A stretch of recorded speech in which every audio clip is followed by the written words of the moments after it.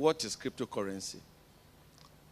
The alternative to cryptocurrency is what you call fiat currency. Our naira and kobo today, or dollar, is what is called fiat currency. If you take a 20 naira or 1,000 naira note in your hand today, it's ordinary paper that can burn off. But it derives its power from the law passed or from the signature of the CBN governor that says this represents this value. So it's fiat currency because the token, the coins and notes are backed by law, by government. In fact, there's a comment on every note that says you make a claim of this amount on the central bank or on the government of the country.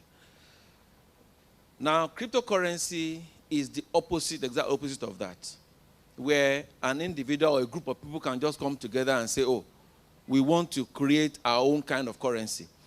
There is no regulation apart from what the owner of the scheme has put in place. And your participation means that you are subjecting yourself to the rules of that scheme. Unlike the fiat currency that is backed up completely by government, we depend on government, and no wonder whenever Bitcoin, central bank cannot control or regulate blockchain, just the same way no one is going to regulate or control the internet. We don't own it. Our own concern are from two perspectives. First, we look at the technology, blockchain technology, and we're asking ourselves, because of the benefits, the huge benefit of blockchain in terms of the security, that it brings to bear and the transparency in running, your business on blockchain, we ask ourselves, what are the various use cases? In which areas can we use it? For Nigeria's financial industry. Banking as we know it today will completely change, because the idea of actually even building blockchain technology is to ensure that we eliminate third parties.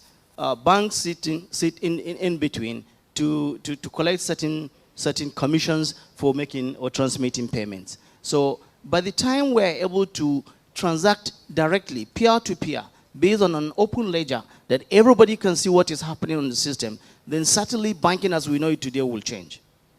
Secondly, if we replace digital currency as a form or a medium of exchange, then money as we know it today, fiat money as we know it today, will come to change. And that is why you can see all over the world, central banks across the world are scrambling, trying to understand what is actually happening. However, we must understand that with this particular payment system, certainly banking system will change, money as we know it today will change, and probably the implication will be that money supply as we know it today and as controlled by the central banks will completely be eliminated. We will have power, because this actually gives individual independence and power to have control over money. So to deny this thing and live in denial that we are not going to address this issue head-on is a big problem for all of us. We should be careful, right? I think the CBN has admitted that this thing is there. You can't run away from it. Don't bury your head in the sand. We don't fully understand it, but we're trying to understand. In the meantime, be careful. Make sure you KYC your people properly and, protect consumers, etc. But on regulation, my view is that we should not over-regulate, right? There's room to create standards, to create rules and processes that people can work through to make a consistent experience for individuals. But the fact is, it is not impossible to have regulation and a successful blockchain cryptocurrency system as well, right? There's not anathema to the whole process. You can regulate, but still